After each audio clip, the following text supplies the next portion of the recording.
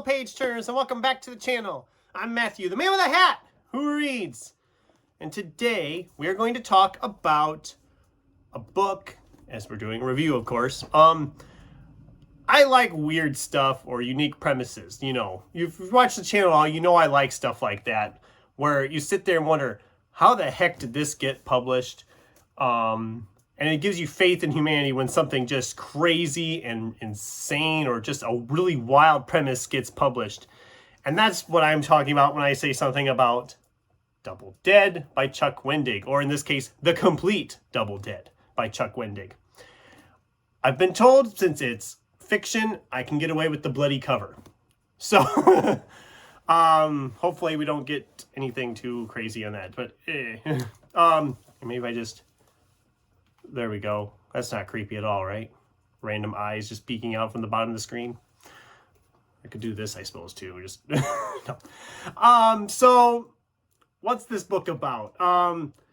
So our vampire character, Coburn, has essentially been in like a hibernation mode. He's had no blood. He's kind of dried out, husked out, and he's in hibernation.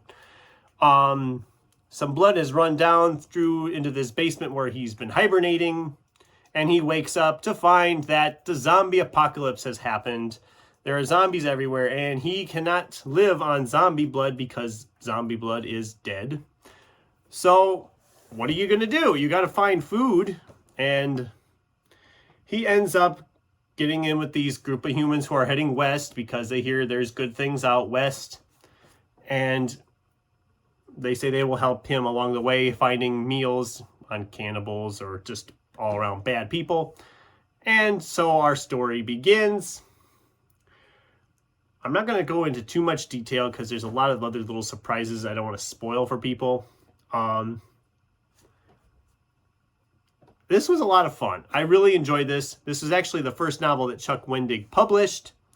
So a lot of you probably know Chuck Wendig for Wanderers, his Star Wars novels,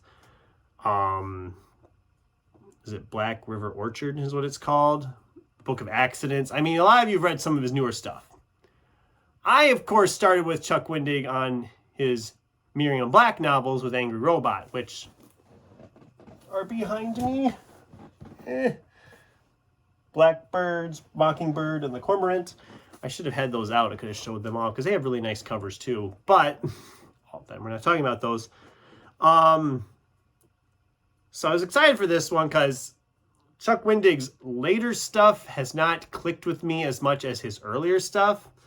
This book was an awful lot of fun. It's got a vampire who is very sarcastic at times, very fun to watch and listen to.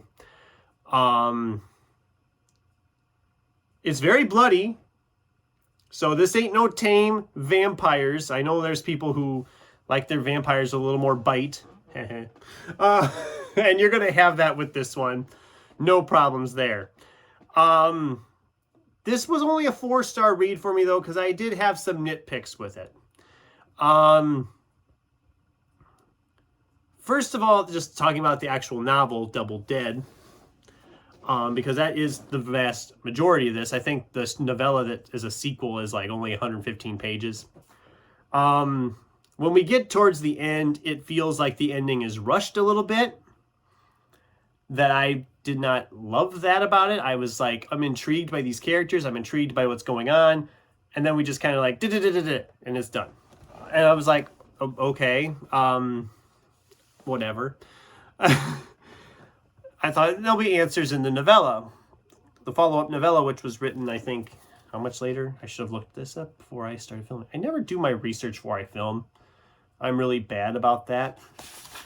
Okay, it looks like the omnibus edition was in 2016. You're not gonna... Okay, Double Dead, copyright 2011, and the novella was a year later. Okay. So, this first packaged together in 2016. The other issue I have is with the novella.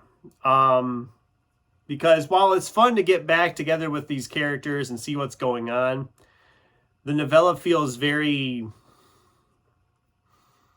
repetitive to some of the plot points that happened in the Double Dead novel. Some of the stuff that happened there happens again in the novella. It's like, okay, we already kind of did this, so we're just going to kind of cover this over. Plus, we meet some new characters, and they were interesting characters. I liked the new characters, but since it's a novella, we don't have a lot of time to develop or focus on those characters. And I was also hoping that the semi-open ending of the novel would have a resolution in the novella, and it doesn't really resolve anything. And seeing as that novella was published in 2012 and we have had nothing else of these characters, I'm guessing we're not going to see anything else of these characters. So it's just kind of, the ending is just like, it ended and whatever. I mean, it just feels very open at the end. But as a whole, this was a very enjoyable vampire book, perfect for spooky season. If you're looking for a late time spooky season read, we're coming down the home stretch of spooky season. I've got too much to read yet, but whatever. We'll get what I get. We'll get to what I get to. But this was enjoyable. I gave it 4 stars. Nice, bloody, good time. And I'd like to know what you guys think. Does this sound like something you would enjoy? Have you by chance read this book? I didn't even know this book existed till I found it at a used bookstore last year. So I'd love to hear your thoughts on that down below. Thanks for watching, and until next time, keep turning pages.